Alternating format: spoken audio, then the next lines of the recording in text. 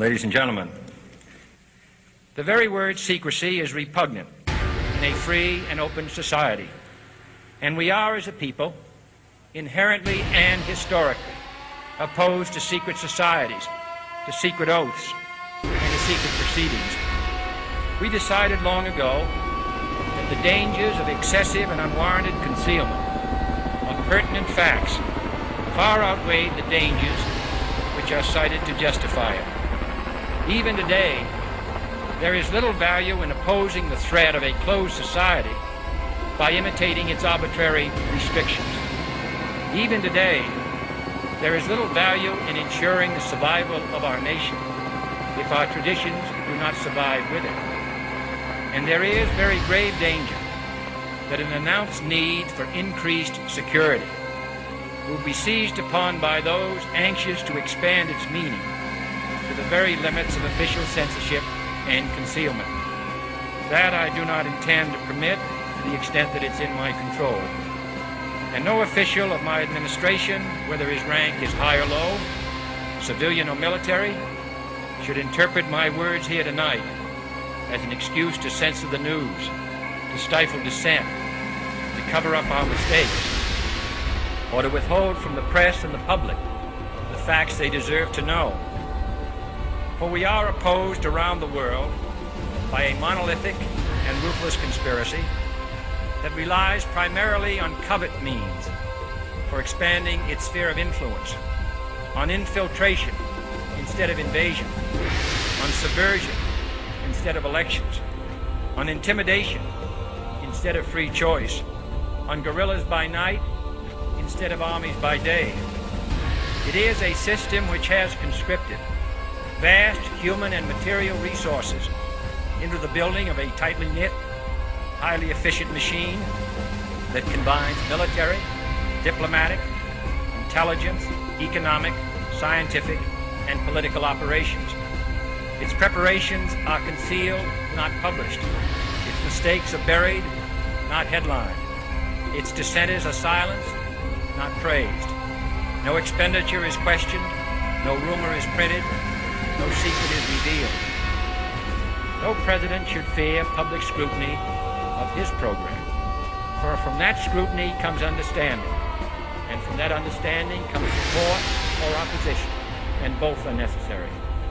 I am not asking your newspapers to support an administration, but I am asking your help in the tremendous task of informing and alerting the American people, for I have complete confidence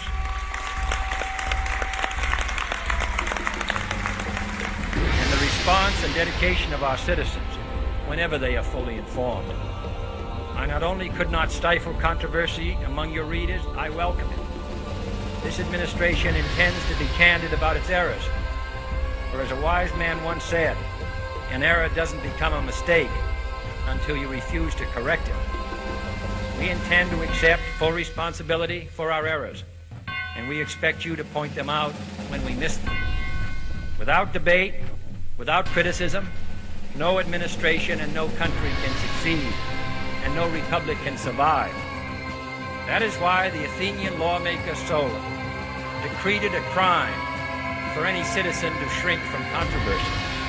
And that is why our press was protected by the First Amendment, the only business in America specifically protected by the Constitution, not primarily to amuse and entertain, not to emphasize the trivial and the sentimental, not to simply give the public what it wants, but to inform, to arouse, to reflect, to state our dangers and our opportunities, to indicate our crises and our choices, to lead, mold, educate, and sometimes even anger public opinion.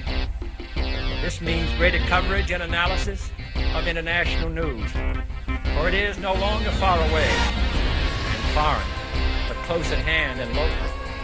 It means greater attention to improved understanding of the news, as well as improved transmission. It means, finally, that government at all levels must meet its obligation to provide you with the fullest possible information outside the narrowest limits of national security. And so it is to the printing press, the recorder of man's deeds, the keeper of his conscience, the courier of his news, that we look for strength and assistance, confident that with your help, man will be what he was born to be, free and independent.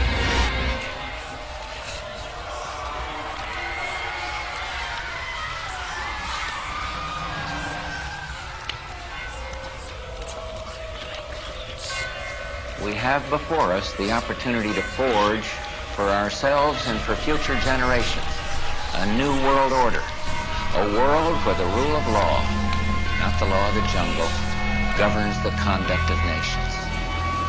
When we are successful, and we will be, we have a real chance at this new world order, an order in which a credible United Nations can use its peacekeeping role to fulfill the promise and vision of the UN's founders, a new world order.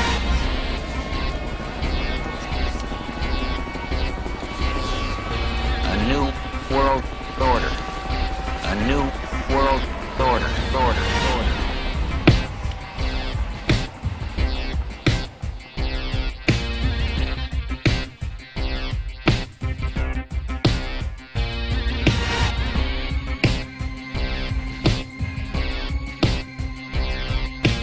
new world order.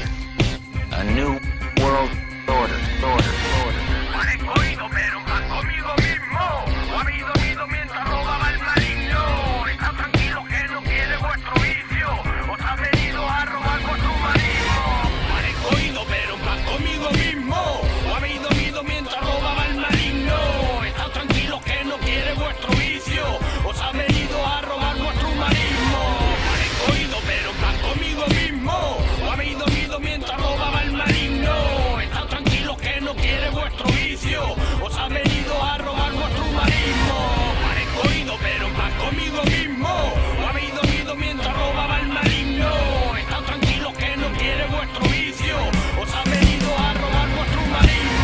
And after 1989, President Bush said, and it was a phrase that I often use myself, that we needed a new world order. So, in conclusion, ladies and gentlemen, a new world is emerging. It is a new world order with significantly different and radically new challenges for the future. Las grandes potencias económicas y los principales países emergentes nos reunimos en Londres para fijar un nuevo orden internacional. Of success in this new world order. A new world order. Para fijar un nuevo orden internacional. A new world order. Para fijar un nuevo orden internacional. A new world order. A new world order.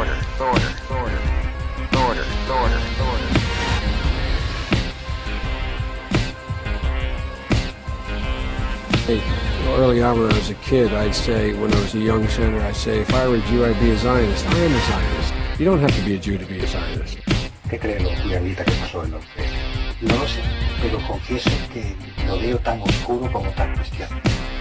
¿Por qué? Porque otra vez estamos con implicaciones fuera de España. Y alta política. A new world order. Para fijar un nuevo orden internacional.